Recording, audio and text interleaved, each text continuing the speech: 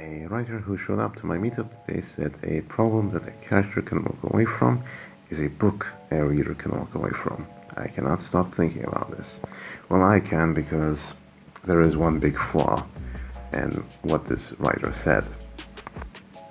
Something that, funny enough, I see in the comments on this pin point out, and that is that, technically speaking, every problem is a problem a character can walk away from. Yes, even the end of the world is a problem that your character can possibly just walk away from. He doesn't care if the world ends, he doesn't care if he dies, whatever.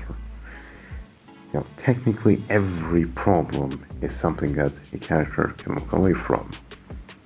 I think what the writer is actually trying to say is that a problem that a character can walk away from in good conscience is a book a reader can walk away from. Is, I think, a much smarter way of putting this.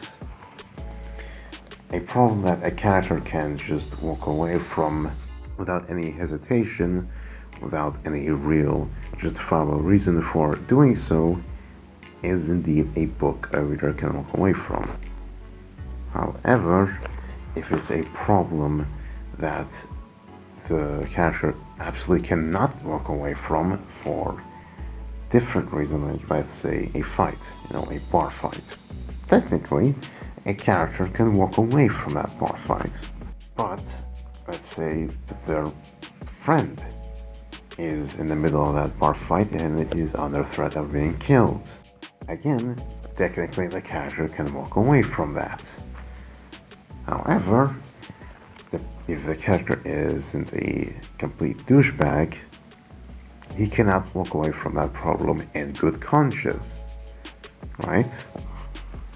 That's what I think this is trying to say, is that a problem that you can walk away from in good conscience is a problem that isn't worth facing, right?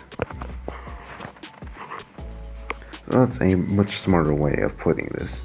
A problem that a character can walk away from in good conscience is a book a reader can walk away from, is probably the correct way of saying this. So this might seem out of nowhere, but this is honestly something I wish happened more often in stories. Pyrrhic victory. A Pyrrhic victory is a victory that inflicts such a devastating toll on the victor that it is tantamount to defeat. Someone who wins a Pyrrhic victory has been victorious in some way. However, the heavy toll negates any sense of achievement or profit. Another term for this would be hollow victory. So a problem that you often come across in a book is the impact of a victory condition and the impact of a defeat condition. So, in a story about a hero saving the world from the main big bad, well, if it's a series of books especially, you can't really have, can't really convince the reader that the main villain is actually going to end the world. Unless, of course, you're trying to do something a little bit crazy where the world does end, but then the hero has to rebuild the world somehow, and that's actually what the plot is about, but that's for something irregular. We're talking about regular. In a regular case, you can't really convince the reader that the world is actually going to end. Especially if it's a series of books, or if it just in general gives them the impression that the hero is going to win. Especially if it's a very much good versus evil type of book. However, in stories like those, obviously what the writer will often try to do is have miniature conflicts. This big arching conflict as the background, and then all these miniature conflicts that your hero falls into. But then you kind of have to have your hero, win a lot of those. Maybe you can have him be defeated in a lot of them, but even then, sometimes you just have to have the hero come in again later to that exact same conflict and win it anyway.